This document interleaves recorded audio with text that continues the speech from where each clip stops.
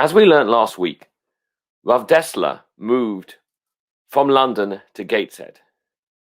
In a similar way, I also took the journey up north from London to Leeds when I went to university.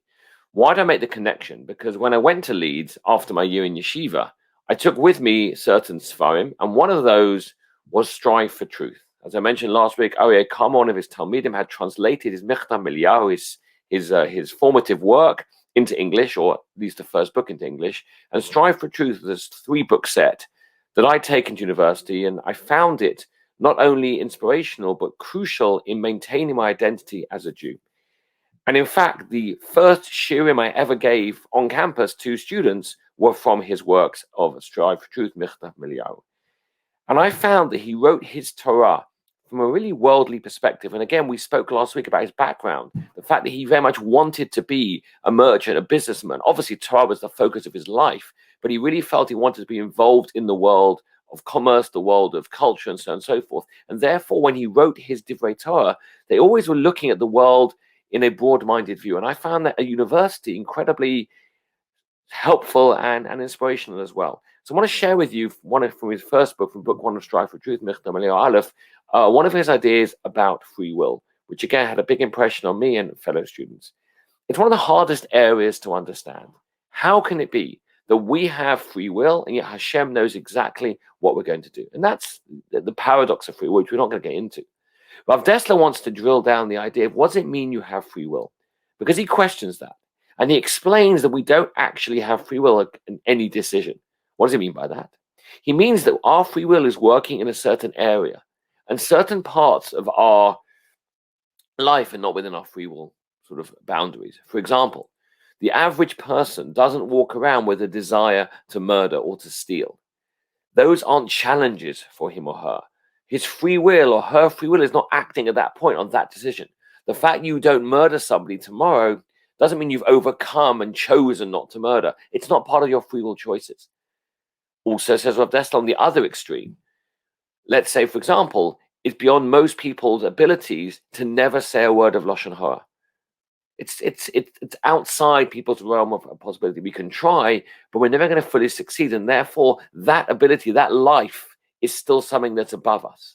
And Rav Dessler says the free will journey isn't static.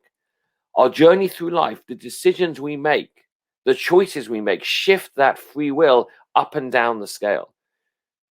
We're told very clearly that mitzvah goret, mitzvah aver goret avera. The one mitzvah can lead to another mitzvah, and one avera can lead to another avera. Rav Dessler says what that means is your choices can shift you down the free will scale. That eventually, chas v'shalom, choices that were never in your free will bracket, because of your choices you've made, decisions you've made, actions you've made, suddenly become part of who you are now. And hopefully the other way, you can have a situation where because of the actions you've chosen and what you've done in your life, you've moved away from certain choices and no longer choices for you because you overcome them, and then you have different choices at a higher level. Rav Dessler goes on to talk about parents, and he says the following idea. He says parents can't actually affect the bechira of their children. Why? Because nobody can affect your bechira. Only you can make that choice. You can't be forced into choice in normal society. He says, however, parents have a vital and crucial role when it comes to their child's bechira. Why? Rav Dessler says, where they educate their child growing up depends where they begin their free will journey. When that child turns bat mitzvah or bar mitzvah, where are they holding? What's their level of free will decisions? Depending on how they've been educated by their parents, they will be able to live their lives in a certain way because they have the knowledge and the experience which others may not have had. And one of the most saddest facts of education, so much pain and anguish of the choice of intermarriage could be avoided if children were raised in a way that made that choice not a choice, meaning their bechira, how they'd been raised, what they'd chosen, what they'd believed in, meant that the choice of marrying out is not a choice for them. It's way beyond their free will because the way they've been raised. And certainly for us at university, we really took this to heart to understand that it isn't simply about a global picture.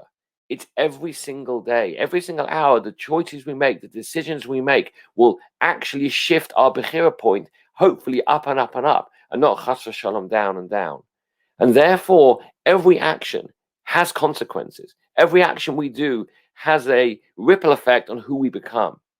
And certainly in a bigger picture, we understand the more we do for our children and our grandchildren now, in terms of giving them those foundations, making sure they understand and they love and they connect and they observe, means that when eventually they come to start their own free will journey after Bar Mitzvah, they've got a very, very different journey, a different sort of spectrum they can work in than had they not had their education. That's our challenge as individuals and as parents and as grandparents. And next week, we're going to examine this idea more deeply as it relates to Jewish history and to Israel. See you next week.